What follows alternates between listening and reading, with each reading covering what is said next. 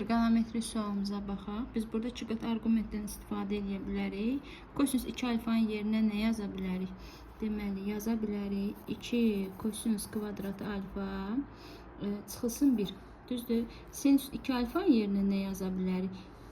2 sinus alfa vurulsun kosinus alfa. Tangensin de yerine tangensin nədir? Sinus bölünsün kosinusda, düzdür? Kosinus alfa. Burada kosinuslar geçsə, qalır nə? 2 kosinus kvadratı alfa üstə gəlinsin, daha doğrusu çıxılsın 1. Üstə gəlinsin 2 sinus kvadratı alfa. Deməli, biz burada ikinci çölə çıxarsaq qalır nə? Kosinus kvadratı alfa üstə gəlsin sinus kvadratı alfa çıxılsın 1. Biz bilirik ki, kosinus kvadratı alfa, sinus kvadratı alfa bizə nə verir? 1. Biri də 2'ye vuranda 2'dən də çıxsaq 1'i cavab eləyər 1.